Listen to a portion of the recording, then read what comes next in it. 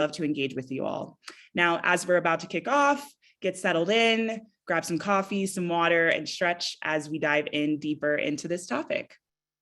But before we do that, let's introduce our speakers for today. So our first guest panelist is a longtime neuroscience junkie. He pursued this interest at the University of Buffalo, where he earned his MS in neuroscience, as well as completed his Ph.D. in cognitive psychology at Syracuse University. Now, as a team member at NLI, his work focuses on interpreting and translating scientific research into actionable insights for organizations. He uses his expertise in cognitive psychology, specifically in human memory and decision-making, and advanced computational analysis to advise, inform, and support the creation of our scalable solutions.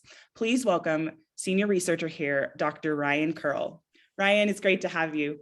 Hey, thank you, Shelby. It's great to be here. Great. And our next guest is an Aussie-turned New Yorker who coined the term neuroleadership when he co-founded NLI over 2 decades ago. With a professional doctorate, 4 successful books under his name, and a multitude of bylines, ranging from Harvard Business Review to the New York Times and many more, a warm welcome for our co-founder and CEO of the NeuroLeadership Institute, Dr. David Rock. David, great to have you here as always, and passing it over to you. Thanks, Shelby. Thanks very much. We've been experimenting with a few different formats, and today we're going to do something a little different. I'm going to share a bit of research and kind of history and background and context, and then Ryan's going to come in and kind of do some of the deeper science, and we'll have a little bit of a conversation with Ryan as a guest. So we're experimenting all the time. As you follow us, you'll see that, and I'm excited to share with you something we put together for the summit, but we've gone deeper on this, and it's really looking back over a decade, literally a decade of helping companies develop a growth mindset. And this is a topic that's near and dear to us, and I think you'll find it, hopefully you'll find it really fascinating and give you some context to kind of what the concept is and how it works and why it works and all of that.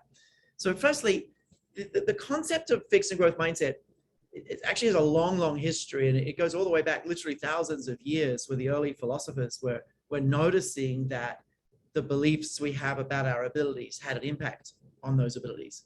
But it was in the 70s that academics started to really define this work. There was a whole body of research, many, many papers published talking about entity theory versus incremental theory. And if you're an academic buff and you can kind of look that stuff up, dig in and see the original work, it was fascinating. They found way back then that the belief that you had about a domain had this very, very big impact on your performance in that domain. They called it entity and incremental theory. Carol Dweck wrote a famous book called Mindsets. She kind of popularized the work from the 70s. She started to also do great research on this. She's also a researcher. She did a lot of great work bringing this into schools. And then in 2012, we started to work with this, originally with Heidi Grant Halverson, who was actually one of Carol Dweck's students.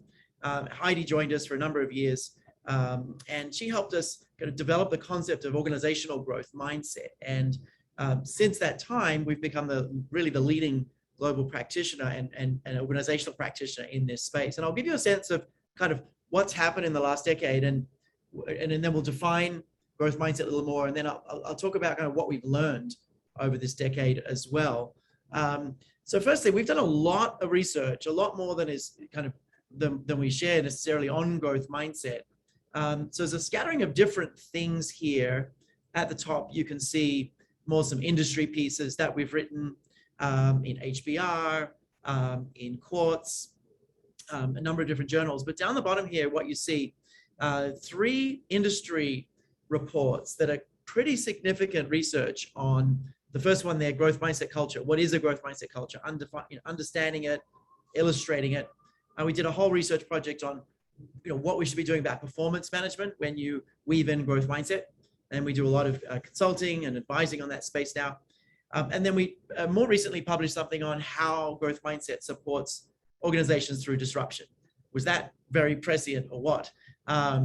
And a number of the organizations we'd worked with before the pandemic found that having growth mindset as a tool helped them tremendously through the last few years. And then the 2 journal papers, the central one is organizational growth mindset. And I'll come back to that a little bit later. It's really the only paper that looks at what is growth mindset in an organization. And if you're interested in this area, that's something to really, really dig into, spend some time on. And then the other one is probably the most important habit to build around growth mindset, which is around asking for feedback. And we did a whole body of research on feedback, and it turns out that asking for feedback is a very powerful growth mindset tool, but we can dig into that if you're interested. So we spent the last 10 years doing a lot of research, both at the level of like, how does this work in the brain? How does this work in organizations?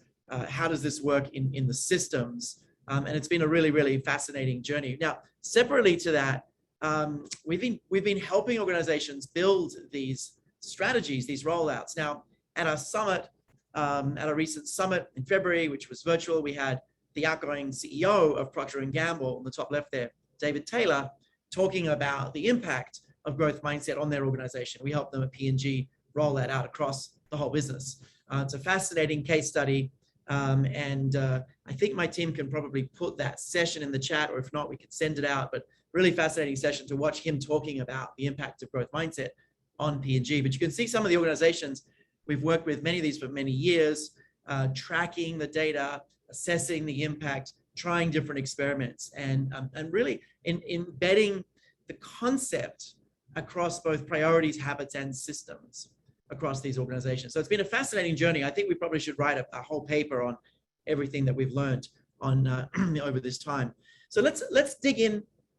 What is the concept if you're new to it? Very simply, growth and fixed mindsets is the ways of thinking about our personal abilities, including our beliefs about how much our skills can be improved over time. Now, very domain specific. So you can have a growth mindset about, writing music, but a fixed mindset about reading music, which is strange but true. You can have a growth mindset about, one instrument, musical instrument, and a fixed mindset about another. It's quite domain specific, but what happens is we have an overarching belief set about our ability in all these different domains that we participate in. A domain might be, just generally doing work, or it might be, working with a particular type of customer, or it might be dealing with change. We might have a mindset about change. So it's very domain specific, and we have this mostly unconscious, unnoticed set of beliefs about our abilities in that domain. Now, it's one of two. It's either a fixed mindset or a growth mindset. The fixed mindset is basically believing that in that domain, you're either born smart or you're not, right? So if it's a musical instrument, you're like, I'm just not I'm not a woodwind person. I'm much more a piano kind of person, right? You just decided you're not that kind of person. Therefore, there's not much point putting in effort, right? There's no point trying hard. By the way, feedback is dangerous now in that case.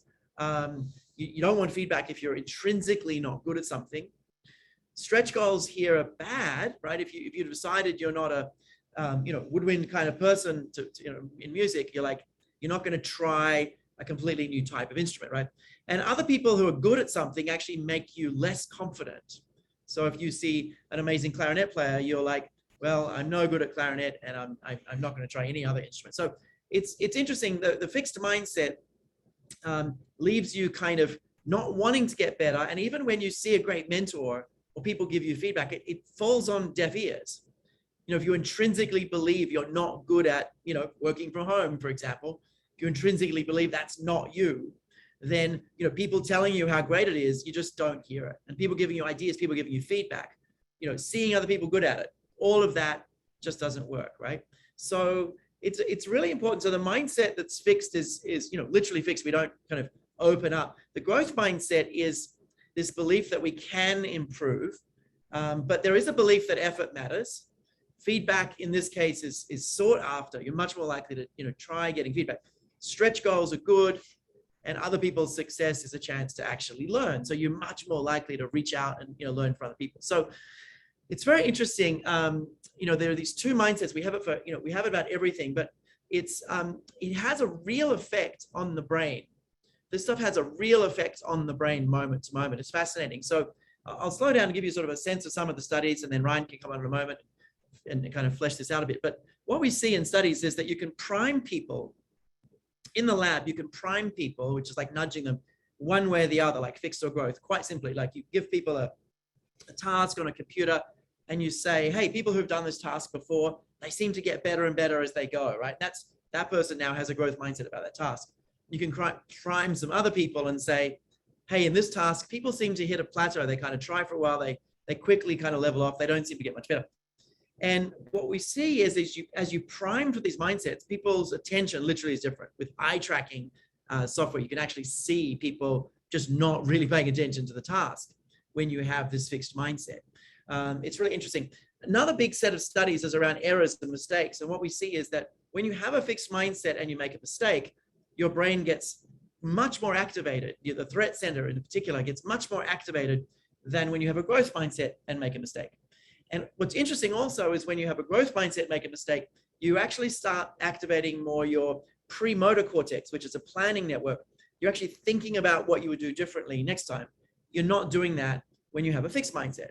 So, when a mistake comes along and you have a fixed mindset, you just get really annoyed and you don't think about anything differently, right? So it's really, impacting like attention and cognitive control and, where we put focus. And of course, how we interpret success and failures is really, really central. So it's not just a concept, like you can literally see these things happening in the brain as they occur. Right, Ryan, do you want to come on, tell us a little bit more about kind of some of the networks involved and some of the story behind some of this? Give us a few minutes of some of the deeper science happening here.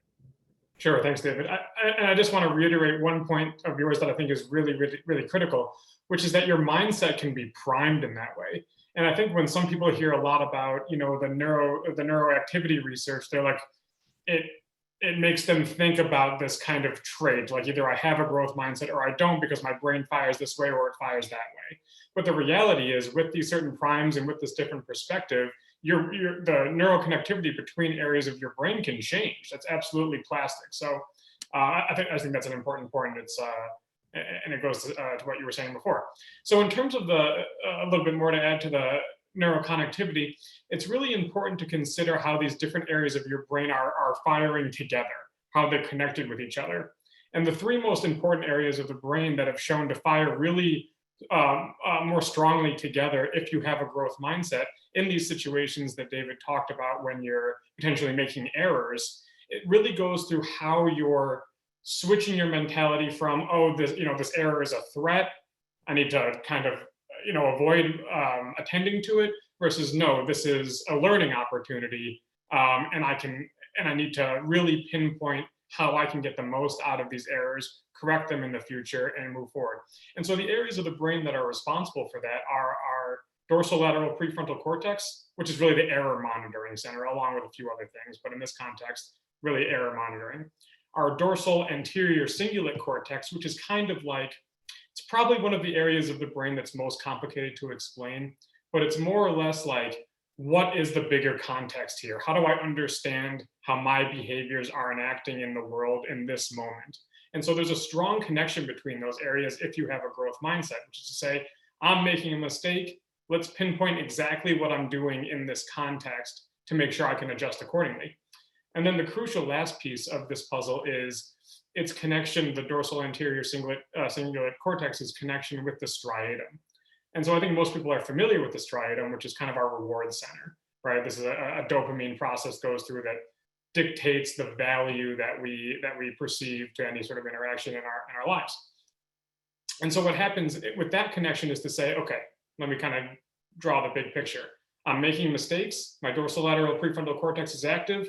I'm understanding the context of those mistakes. That's the dorsal anterior cingulate cortex. And then the real cherry on top is the connection with the striatum, which is to say, I'm being rewarded for learning. This is good. This is a positive thing that's happening here. And what we know from, typical operant conditioning experiments is that, behaviors that are rewarded will continue. So treating mistakes as learning opportunities, having that your brain fire accordingly, will continue and it'll increase in that way. Yeah, that's great. Thanks, Ryan. That's fascinating. And folks are asking questions about asking questions. The answer is you can. And I'll answer one actually that came in from Nancy. We'll answer one or two, then we'll dig in further. But it's interesting. We ask this a lot. Are there assessments? We actually have an organizational assessment that assesses all your talent practices, from like hiring to promotion, performance, everything. And we can actually say, hey, how much of all your systems in your company align with growth mindset? And often the answer is they don't very well. In terms of an individual assessment, we've been really obsessing with teaching people like just enough that they can absolutely pick this in themselves and others really quickly. And I'll talk more about that. But we've been able to see that when you teach people kind of just enough, they can really quickly on the fly identify fixed and growth mindsets. And actually data we've got from thousands of people is about a quarter of people, when they learn this through us, about a quarter of people are noticing a fixed or growth mindset daily and shifting it. Well, they're noticing a fixed mindset daily and shifting to a growth mindset at least once a day.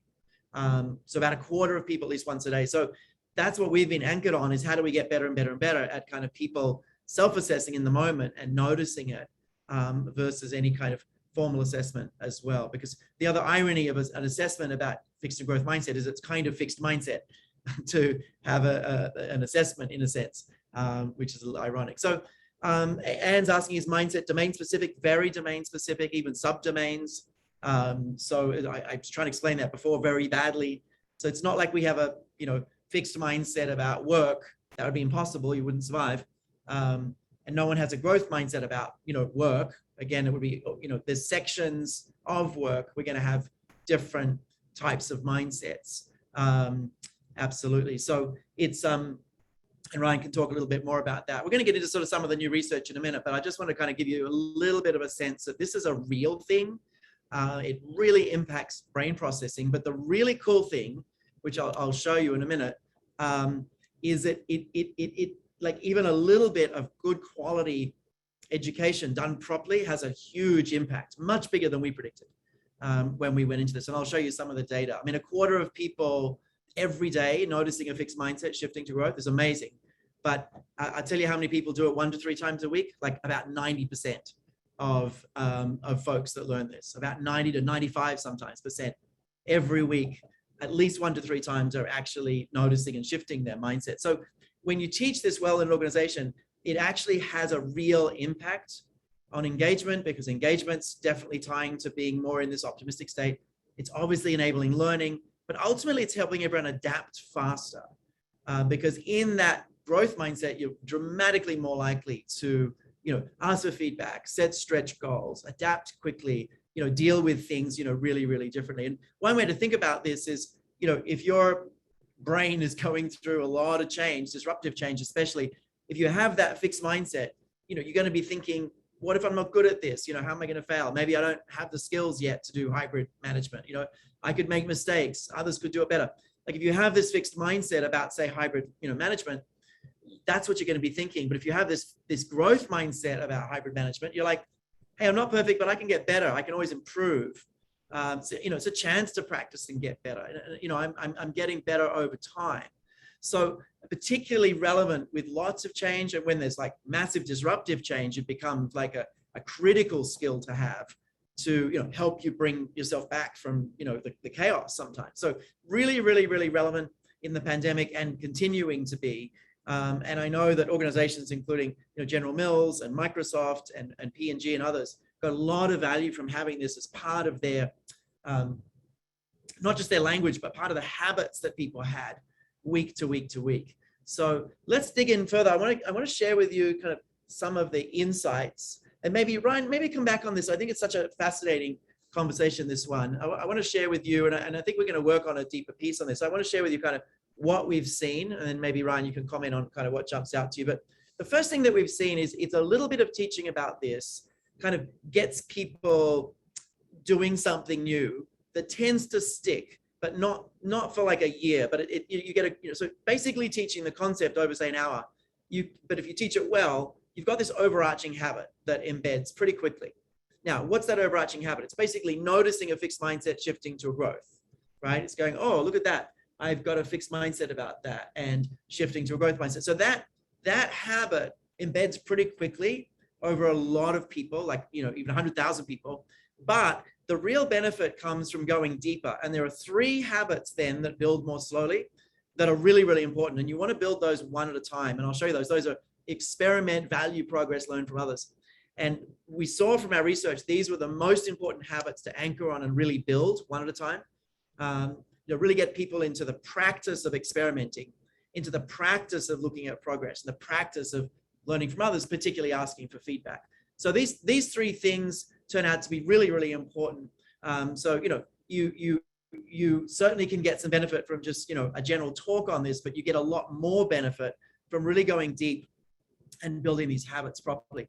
The other thing that was really interesting is that people find immediate value like that afternoon. If we do a session in the morning, like that afternoon, they start seeing this and finding value at work. And they also find a lot of value at home. So, in relation to their hobbies, their sports, their careers, their interests, but also their kids, comes up a lot.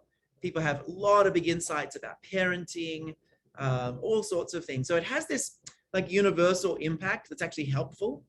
And you get this immediate kind of face validity from teaching this that really, really, I guess, really creates buy-in. The other thing that we've seen, and I'll show you some of the data, is that real change can scale to like, we've got sites like 100,000 people, but it can also really stick. And I'll show you some data, like 6 months later data. It's quite amazing. I think I've got it here. So this is some examples of scale. 98% felt more effective, but 88% actually were shifting every week 1 to 3 times. So these are thousands of people. But we've got this site that we were able to go back to 500 people 6 months later. We're going to start to do that a lot more. Now, the really interesting question is the middle one, because that's kind of a test question, because no one was really discussing growth mindset before they learned this. That was pretty much zero or, a few percent. But what you see is 6 months later, 86% were discussing growth mindset with others weekly, right? Now, what's interesting is that number was only just slightly north of 90%, literally a couple of weeks after the initiative. So not much slippage. And this was off a very, very large audience. The sample size here was 500. So not much slippage from, immediately after the program to 6 months later, literally still, engaging with this constantly. Really interesting. And then the final one is, it's really interesting. We've seen more and more and more that this is a really important and powerful foundation to all deeper kinds of learning initiatives, change initiatives, leadership initiatives, culture initiatives. Like starting with growth mindset, super powerful. We've started to think of it as kind of like the soil that you'd put a plant in, right? The quality of the soil. And, really good quality soil doesn't mean your plants will grow. You got to put the right plants and the right water and the right light, all those things. But if you have really good soil, you've got a really good chance of things growing, right? So growth mindset is kind of this foundation that you've got really good soil to put ideas into. And, ideas you put into a plant in that soil are much more likely to take because people believe they can learn, right? Because people are open to new ideas, because people ask each other for input more, right? So that foundation, and Microsoft saw that years ago. They put growth mindset with our help as their foundation of all their learning and culture work. And many, many other organizations have now started to do that as well. So those are the insights. Ryan, anything you want to add there or kind of dig into? Yeah, I think that the thing that's coming to mind for me is, we talked about how a growth mindset or a fixed mindset is domain specific, but it reminds me when we're talking about, these specific habits you want to focus on, is that there's this new research that shows that not only, and to kind of add more confusion to the mix, is that not only is it domain specific, but you can have aspects of a fixed mindset or a growth mindset, or you can act in a way that's aligned with a fixed mindset or a growth mindset in any one domain. So I might, for example, believe in theory that I can develop a skill in a certain context, but maybe I see my peers as competitors. So I'm not learning from them. Instead, I'm competing from them. So some aspects of my perspective and my behavior in one context are aligned with a growth mindset and others with a fixed mindset. And so what's been coming out in the scientific research recently is that your self-report of this, of your mindset, like, yes, I think in general I have a growth mindset, or no, I think I have a fixed mindset, doesn't tell us all that much about what you're actually going to do and what benefits will come from that. So that's why when we focus on these key habits and really kind of like increasing the magnification on not just what you believe about yourself, but what actually are you doing? That's really how you hit significant progress, and that's what we've seen in our work. Right. That's great. There's an interesting question from Isabella. I'll take a moment to address. and then maybe we'll get into the science a little more. I think that's where we're going. Yeah. So interesting question from Isabella, and kind of the connection between psychological safety and growth mindset. And it's interesting, you know, like for us, psychological safety means low threat state overall. Like people are in even a neutral to positive in their overall allostatic load. They're feeling safe, or if they're anxious, it's a level of threat, like, you know, we call it level 1 threat, where they still feel very in control. You know, their autonomy is pretty high, and they're able to really focus well. So psychological safety is essentially like neutral, slightly positive, or slightly negative on the threat reward scale. And for us, that's kind of the sum total of all the different social threats and rewards coming in. So, you know, you can have high autonomy and high relatedness, which is, you know, a sense of connection with others, but really a lot of uncertainty, and that it can balance out. So what we see is that the two are really important together. So you want your managers to be creating these conditions where people are not feeling overly threatened, right? So they're increasing people's sense of certainty and autonomy and all these things. So you want managers to do that and create these conditions for growth mindset. So they're slightly different things, but there's no question if you had poor psychological safety, you wouldn't be able to have much of a growth mindset, right? So if you had, you know, really poor, if people are really anxious all the time, they're not going to feel safe to explore, right? So there's a definite link between the two. We think embedding the skills around both of these is really, really powerful. It's a lot of really interesting links in there. Ryan, anything else you want to add there about the kind of connections between those? Yeah, and I think it's kind of reminiscent of Kelly's comment too, that, you know, isn't a mindset really about me as a person, and not whereas psych safety is about, you know, the way I interact with others, this more social relationship. And so I think the key component there too is a culture that encourages a growth mindset, right? We call it a growth mindset culture, which is a crucial component of your ability to maintain a growth mindset and to act on it in your environment. And so, like, for example, you know, one thing you need to be able to do is to share your mistakes to have a growth mindset, because you need to be able to learn. You need to be able to learn from people who, you know, can give you useful information. But if you're not comfortable doing that, you might say you don't have psychological safety, or you might say, you know, you don't have a growth mindset culture, right? Which is to your point, David, that these things are really intertwined.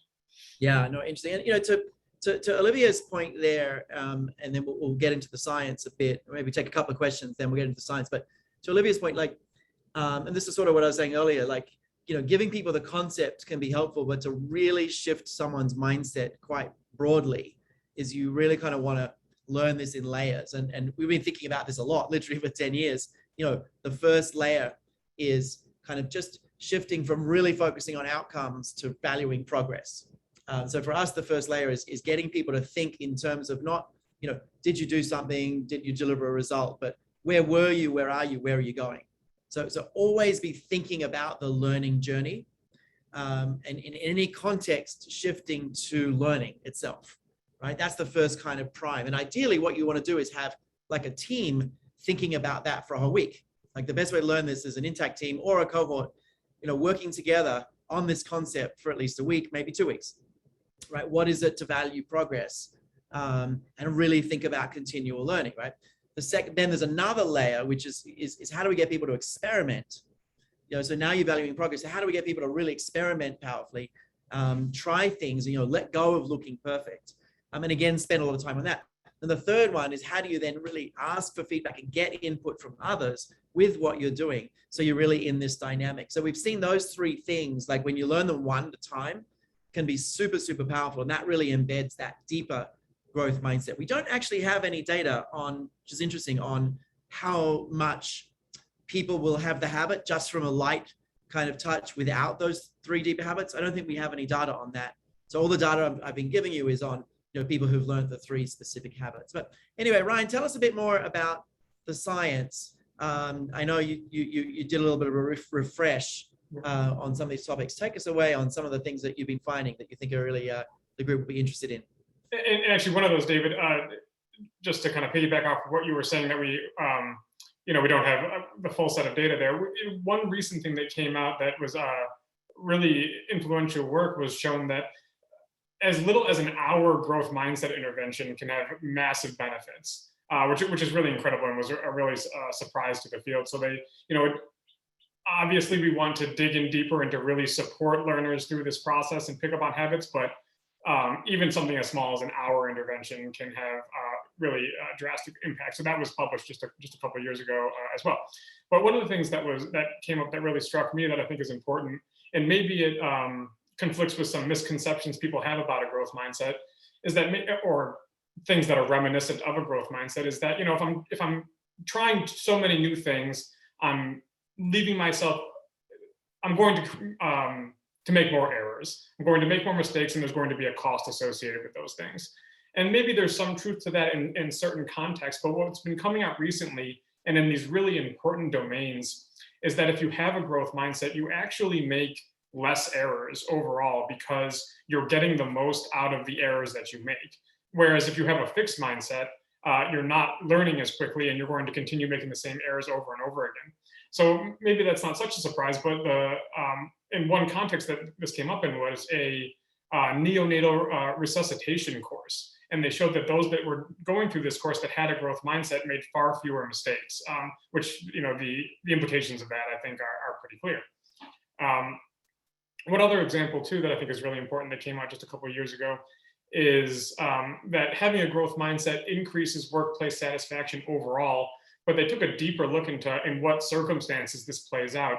And one that really resonated with me, and I think it was mentioned in the comments as well, the link to DEI, is that you actually are, if you are exposed or the victim of prejudice or bias, and you have to navigate that in your workplace, which ideally you wouldn't have to, but we know that that happens.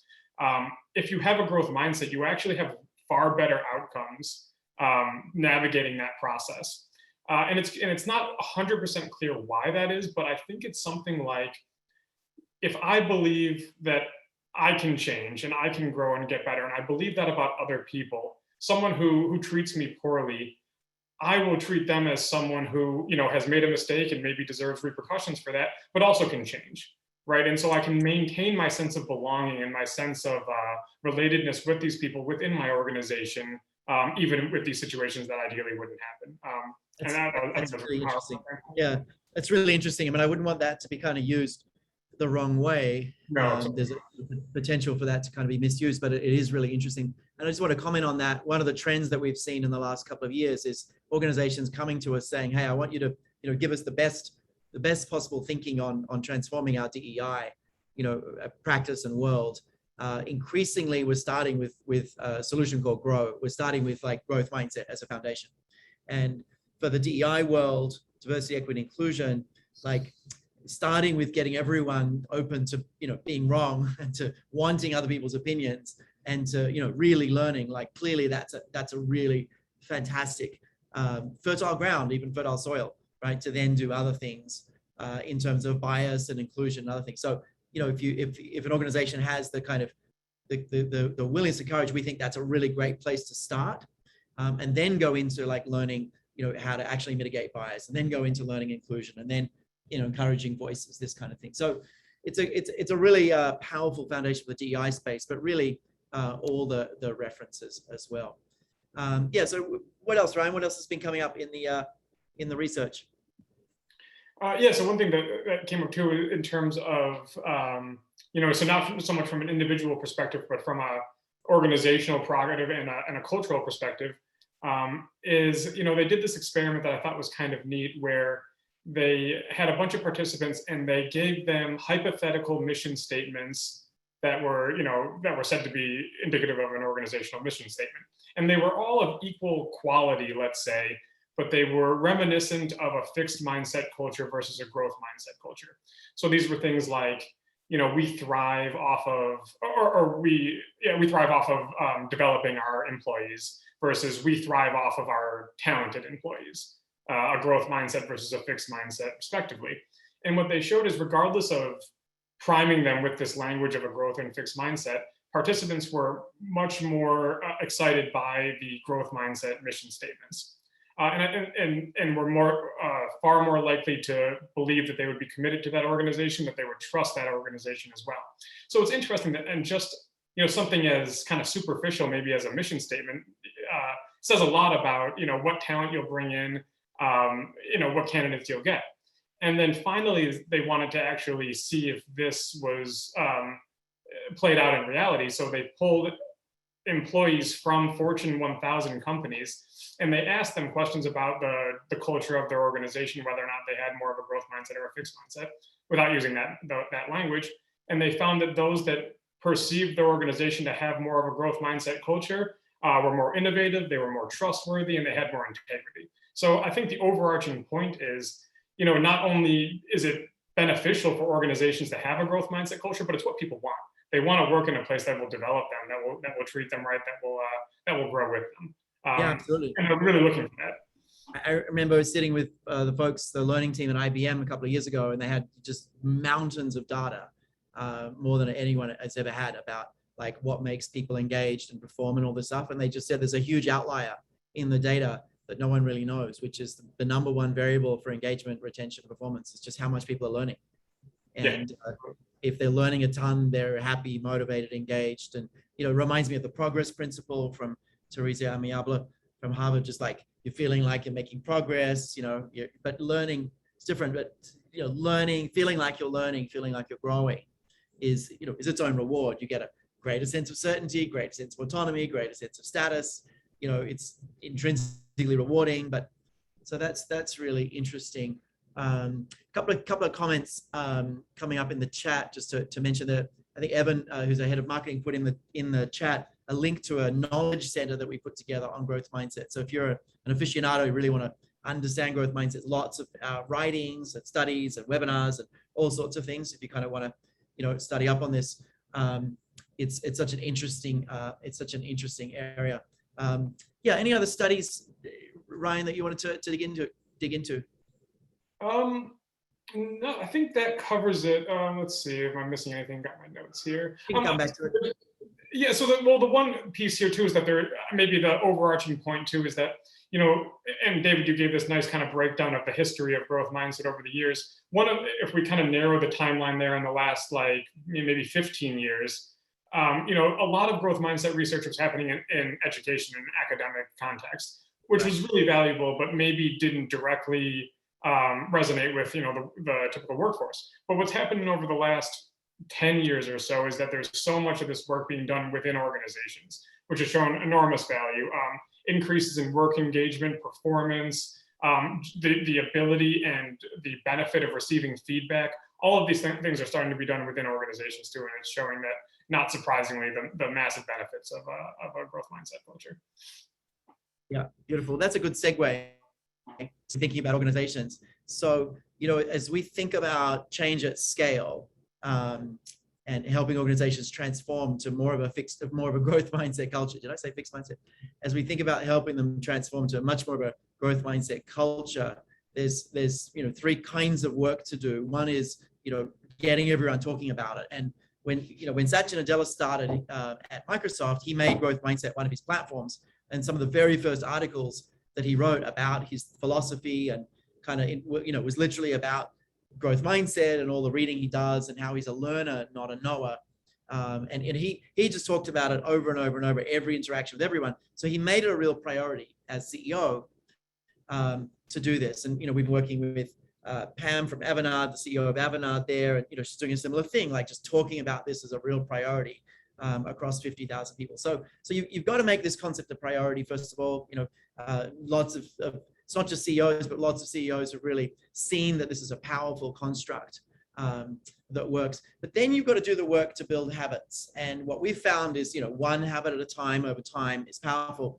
For us, a minimum viable product is just like 3 or 4 weeks of learning every week. And we see tremendous results in 3 or 4 weeks of learning these habits, especially when it's done at scale. And you can literally impact 100,000 people in a month to have a growth mindset. We did that at Intel, the chip maker, some years back. Went to all 110,000 people in the same month, embedding a growth mindset, and some tremendous results. So, but then the third part we haven't talked much about is systems. And Ryan was talking about like the mission statements and values and this. I can look at a company's kind of DNA, people DNA, and immediately see all the fixed mindset stuff in there that's accidental. We want to hire the person with the most possible experience for the role, that's really fixed mindset. You actually want to hire someone that's going to be an exciting stretch role, not someone who's done everything before, right? So I can immediately see as I look at a company's, even their webpage, as they talk about their people, all the things that are accidentally fixed mindset. So in your language, we accidentally prime for fixed or growth, but also the actual processes with which we hire, with which we promote, with which we give feedback is a big one. The way we do performance management is a really big one. The way we do succession planning, like all of it, you can really see a company that has a growth mindset philosophy, underneath that, and it makes a huge difference. So generally, what we've seen is we kind of start with, a briefing to the CEO and top team to kind of get their head around this being a priority. Then we might do a work organization-wide on these habits to scale them, and then we might come back after that and really start to partner with the organization on the systems. We might start with performance management or promotion or other systems and really help them get these systems right. We've got a really fun assessment for that as well. So that's, you got to think about the whole system. So we've been talking a lot about habits, but you want to think about, getting leaders to care, building habits and working on the systems. It's really all three. And then just, a bit of a plug for not going back to in-person learning as we think about this. This is a very exciting slide to us because it's the first time we've ever had hard data of like versus like on different solutions. And what I want to say is everyone's excited to come back together right now. Amazing. Get them back together, get them working around each other once a month, maybe more, but don't force people back in. But folks who want to be together, get them back in. Don't try to do learning in person again would be my strong recommendation, because here you have, virtual, two types of virtual learning, very significantly more effective at activating habits than in person. Now, factor in the ridiculously higher scale and lower cost, and you're kind of crazy to put learning back in person. So do other things in person. Have working around each other days or weeks, have social events. People are really, excited to see each other, but don't make your learning slower, more expensive, and worse because people want to be together. That would be my thing, because you could literally impact 1,000, 10,000, 100,000 people in the same month with either of these two different learning options. And it'd be much better than putting the entire company in a workshop, which would literally never happen. So just a word on that. My team could maybe put in the chat the piece we wrote on this in Fast Company. I think it's called The Fastest Way to Change a Company. So it's a great time to not go back to in-person workshops and maybe go back to social drinks instead. It's just about learning. You asked me about conferences. There's nothing wrong with a conference. You get incredible networking, like social learning, social interactions. You get all sorts of great experiences, but don't do learning events in person that are really significant. Those are much better. But networking events, knowledge sharing, conferences, those things can be wonderful in person. But you might find they're actually more effective as with part of them in virtual, maybe part of it in person, and then maybe a tail, every week for a month that is workshop. So yeah, it's amazing data. I love this slide. It took only 24 years to build it. It really tells the story powerfully. So I would encourage you to think about that. And then something that we're thinking about, and then we'll take some questions for the last 5 minutes or so, but something we're thinking about, and this came from some conversations with Microsoft, is that, they've really embedded these things into like their feedback processes, into their systems, into their hiring. They've really got a great example of a growth mindset culture. I don't know if you've noticed, by the way, they're doing incredibly well. I can't say that's all us, but growth mindset's really woven into so much of what they do now. And they're thinking about, okay, but there's still, people could adapt faster still, people could learn faster. And we've been playing with this idea of there's a growth mindset, there's also a growth skill set. And we've been thinking about like the specific habits that you need to literally be better at learning across the board. So it's kind of a little click down on kind of learning and growing. So it's like a double click on growth mindset, but specifically like, the ways that you can learn things much, much faster, and the real neuroscience on that. So we're concepting that and kind of thinking about that specifically going forward. So I'm just curious if that's of interest to you. Just put the words growth skill set in the chat. We may come back and do a session on that, kind of do a bit of live research on what those things look like. Just put growth, a skill set in the chat if that's of interest. I'm curious to see kind of how much energy there is around that. All right, excuse me. Coming up to kind of the end here, I'm going to turn the slides off for a little bit. Let's take some questions. And we've got about maybe 5 minutes or so. I'll make sure you get back to your next thing in time. Questions, what's coming in? You can put them either in the Q&A or in the chat. I see lots of people want growth skill set. That's really interesting. So we may get to work on that and do a research session and invite all of you and others along to brainstorm together with us, which is really, really fun. Yeah, so questions, Ryan, there's a couple that you see there in the chat. I think the strengths one is really interesting from Rebecca. There's a whole lot of interesting kind of tussle between a strengths approach and a growth mindset approach. And sometimes it's hard to kind of unpack those two and think about them. I'm not sure, Ryan, if you've thought about it a lot, but the strengths approach is more about kind of work out the things you're really good at, focus on those. A growth mindset approach is more like, you can get better in any domain. Do you see those as kind of competing or supporting each other? How do you see the connections between those? Yeah, no, I would see those supporting each other. The reality is you can't, focus your attention on every single possible skill that could benefit you, right? So you want to have the belief that whatever you choose to pursue, that you can actually be successful in that. But you also want some ability to pinpoint, what's the most pragmatic thing for me to focus on, right? I think that's important too, because you need to be motivated to do this. So what are you passionate about? What will really benefit you? Where does your energy really point you towards too? So I think those things go hand in hand. Yeah, fantastic. Thanks very much. Learning agility and growth mindset, are there overlaps in there? Well, I mean, I think there are very strong overlaps in learning agility, the way kind of some of the competency companies define it. I think there's a lot of overlaps. What's your perspective? Yeah, I think that's absolutely right. I think, I see growth mindset as the foundation for your ability to learn and be agile in that way too, right? I mean, especially now in the context of big change happening quickly, that seems to be, the norm these days. Having the foundation of a growth mindset allows for the agility to adjust in that way too. So yeah, I see it that way. Yeah, amazing.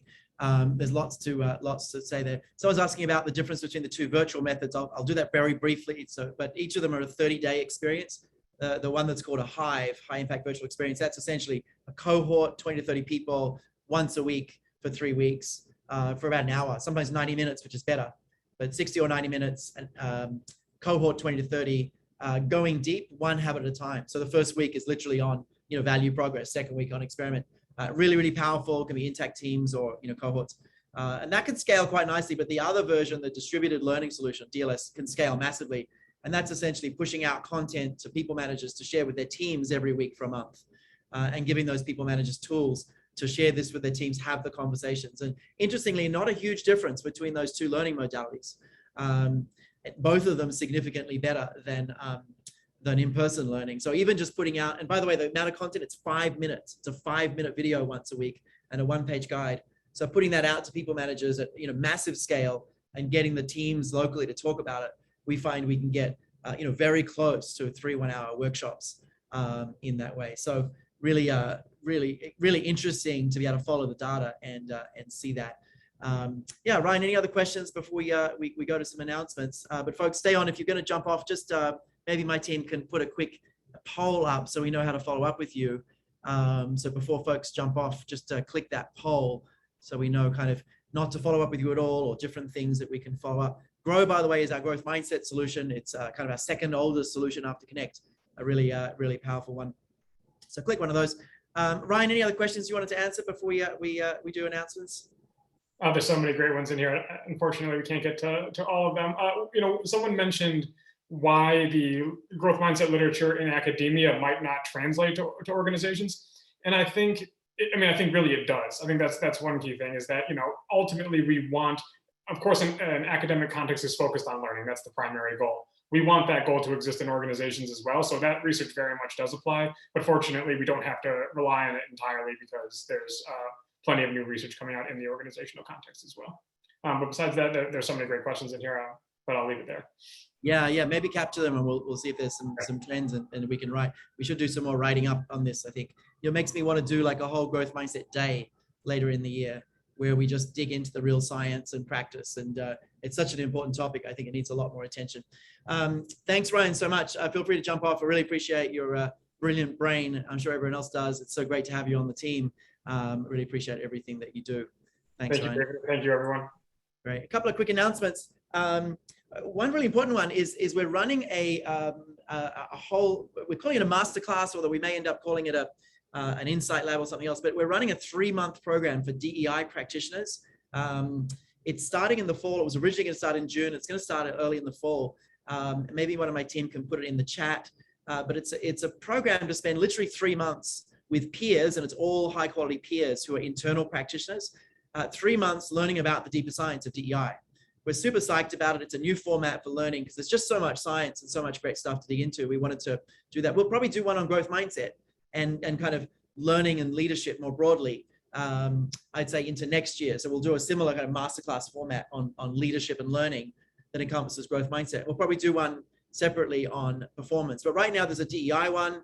You can apply for that. It is internal practitioners only, not external consultants. But it's an incredible cohort of people. I've seen the participants, an incredible cohort of people coming together from all sorts of different organizations. A couple of other quick announcements. Just, speaking of data, we're really psyched to be able to collect and share much richer data now. The number that you see in the middle of those circles is the percentage of large audiences applying a habit weekly now. So in other words, top left for Decide, 78% of people weekly are doing something about mitigating bias. And this is 2 months after a program. So we're getting deeper and deeper into assessing long-term habit activation across lots and lots of different solutions. The one missing from here is Flex, just because we haven't collected enough data yet. But Flex is a super popular one right now. Obviously, that's about hybrid management, and it's a really, really important one. Actually, just throw Flex in the chat if you're interested in learning more about Flex. We kind of didn't talk about that much, but growth mindset we actually teach at the start of Flex. It's one of the first things that we teach. So in the Flex program, it's literally like you're going to have to open your mindset, and then you're also going to have to give people more autonomy. So throw Flex in the chat if you're interested in learning more about that program. We'll get that back to you in one way or another. But this data is really exciting. There's a ton more data that we're able to study, which is really, really awesome. My team should put this in the chat as well. We've got a study. We'd love your input on autonomy. We're trying to study and understand the types of autonomy that have the biggest impact. Really, really interesting question to us. What really has the biggest impact? So if my team could throw this in the chat, that link will come in a moment. We'd love you to participate that and share that as well. There it is. Thanks, Evan. So the autonomy one. If you're from an organization and interested in following our work more closely, we have a group meeting every 2 weeks virtually for an hour with me and some of our other researchers. We dive deep into all sorts of things. We learn from each other a ton. There's no cost to it. You need to be from an organization and in some kind of talent role. It's called the Insiders Community. So you can apply to join the Insiders Community. My team, again, will put that in the chat. It's a wonderful community that meets every 2 weeks virtually, focused on all sorts of different topics. And then finally, we are hiring. We have a bunch of open places all the time. NeuroLeadership.com/careers. We're a fascinating organization to partner with, as you can imagine, and take a look at careers if you're interested in that. And finally, there's a podcast. So lots of the sessions we've done, in fact, most of the sessions we've done are actually in the podcast. Encourage you to subscribe to that and check that out.